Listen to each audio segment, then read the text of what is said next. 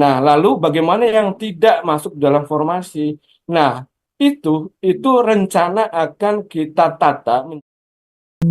Bapak Ibu sekalian, sekali lagi, Bapak Ibu yang kami hormati, Pak Wahyu, lalu Pak Nur, Pak Fernando, ada beberapa hal informasi sebetulnya. Jadi belum bentuknya, belum kebijakan. Kalau dari judulnya kebijakan penataan non ASN. Nah, ini juga Pak Wahyu terus terang terlibat terus ini Pak Wahyu dalam proses penataan non ASN. Jadi kami sampaikan beberapa informasi dalam hal penataan non ASN kaitannya dengan amanat dari Undang-Undang 20. Nah, seperti yang kita ketahui, profil tenaga non ASN ini totalnya 2,3 juta. Nah, lalu dengan profilnya non ASN macam-macam di situ isinya. Mulai dari pendidikan, ada yang SMA, lalu kemudian ada yang S1 dan lain sebagainya. Lalu masa kerja dan lain sebagainya. Nah, terus terang ini masa kerja, lalu pendidikan dan lain sebagainya menjadi pertimbangan dalam proses penataan non ASN. Nah, lalu kebijakan pengadaan 2024 ini salah satu way out, jalan keluar untuk penataan non ASN. Nah, makanya di dalam kebijakan 2024 itu salah satunya adalah penyelesaian persoalan non ASN di instansi pemerintah. Salah satunya, karena ini juga adalah amanat dari Undang-Undang 20. Nah, bagaimana kita melakukan penyelesaian dan penataannya? Karena kalau semakin kita selesaikan non ASN ini nggak akan selesai, betul terang ini. Karena pengalaman-pengalaman dari tahun-tahun sebelumnya juga semakin kita selesaikan dan nggak selesai-selesai. Makanya di situ muncullah penataan. Nah, itu mungkin latar belakang Undang-Undang 20, kenapa muncul penataan di situ. Nah, lalu berjalannya waktu, ini data juga dari teman-teman BKN, berjalannya waktu proses 2021, 2022, 2023. Ternyata dari 2,3 juta itu menyisakan 1,7. 1,7 ini, Bapak Ibu sekalian, inilah yang proses dilakukan penataan untuk diselesaikan. Nah, apabila tidak selesai, dilakukan penataan dan proses untuk penyelesaian non ASN di situ. Nah, ini mungkin datanya juga masih bergerak, mungkin Pak Direktur dari teman dari BKN akan lebih kompeten untuk menjelaskan ini. Nah, dari 1,7 inilah yang harus kita tata, Bapak Ibu sekalian. Nah, rapat terakhir dengan komitmen secara politis antara Pak Menteri dengan DPR di situ, Menpan diminta untuk mengkoordinasi dengan semua instansi, lalu kemudian menyediakan alokasi anggaran. Sorry, mengalokasikan untuk formasinya dalam proses penataan orang ASN di sini. Nah, lalu poin-poin berikutnya ada teman-teman dari BKN, tugas-tugas teman-teman BKN dan lain sebagainya di situ. Ada proses formal dan lain sebagainya di situ.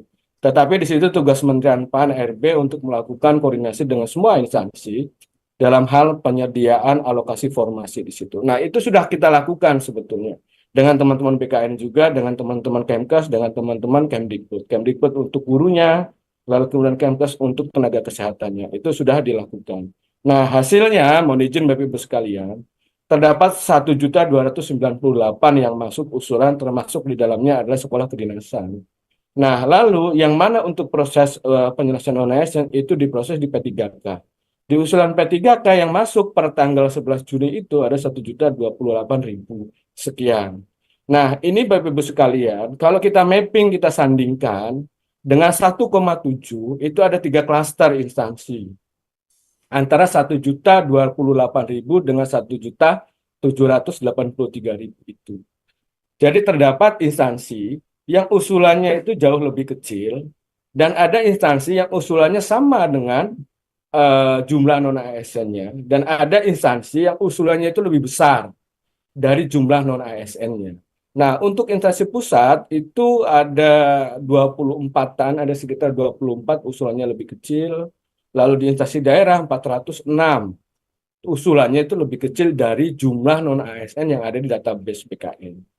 Nah, ini salah satunya adalah kemampuan anggaran dan lain sebagainya. Sudah mendekati 30%, bahkan ada yang lebih dari 30% di situ. Lalu ada yang usul sesuai dengan data non ASN-nya, itu di instansi pusat ada sekitar 9 instansi, lalu di instansi daerah ada sekitar 4 instansi.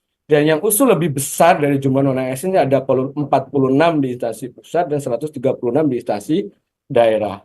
Nah, lalu rencana, ini baru rencana kebijakan. Nah, ini nanti siang juga akan dibahas di Rapim. Rencana kebijakan untuk 2024, formasi P3K 100% untuk non-ASN. Nah, non ASN untuk THK 2 yang ada di database BKN, lalu non ASN yang 1,7 itu. Nah, apakah nanti berkembang, misalkan bulan depan awal ya, ada raker dengan DPR, apakah akan ditambah tidak hanya yang terdatabase di BKN atau seperti apa? Tapi saat ini masih dalam koridor hanya yang terdata di database BKN. Jadi murni 100% formasi P3K untuk non-ASN yang ada di database BKN. Lalu bagaimana dengan formasi CPNS? Nah, ini kita buka untuk umum, memberikan kesempatan untuk talenta-talenta baru di dalamnya talenta digital dan lain sebagainya untuk mengikuti seleksi CPNS. Dan ini sifatnya kompetitif.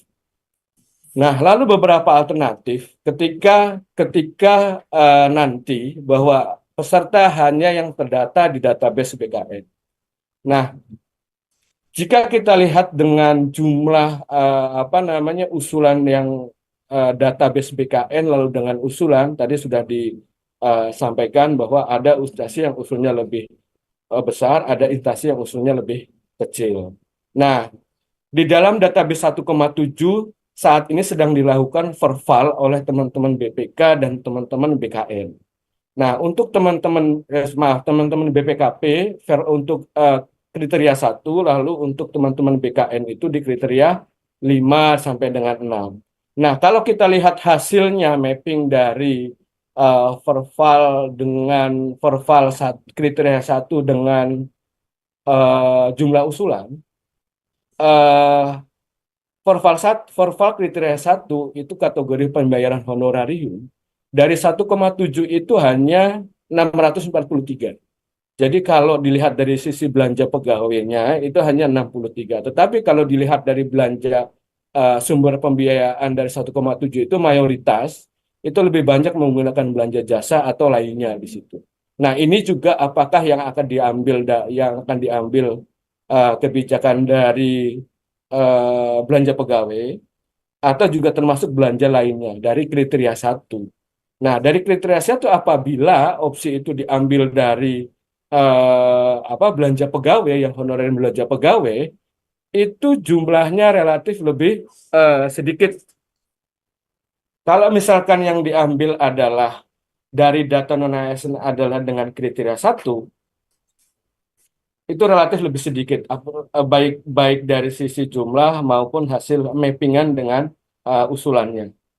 Lalu alternatif yang lain, apabila kriteria yang diambil hasil verval itu lima kriteria yang dilakukan verval oleh teman-teman BKN yaitu kriteria 2 sampai 6, itu jumlahnya juga relatif kecil tetapi lebih banyak dari kriteria verval di kriteria 1.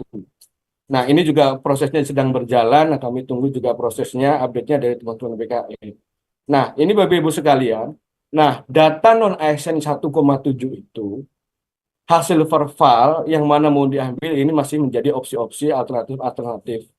Nah, lalu kalau kita lihat, kita bandingkan dengan eh, yang verval dari teman-teman BKN, kriteria 2 sampai dengan 6, kita mapping dengan hasil 487 ribuan, kita mapping dengan usulan non-ASN, ini juga kira-kira nggak terlalu banyak, bahkan lebih cenderung turun dari 487 jumlahnya. Nah, lalu bagaimana nanti mau dikemanakan yang non-ASN, lalu kemudian yang lolos seleksi dan lain sebagainya. Nah, ini baru masih dalam proses konsep.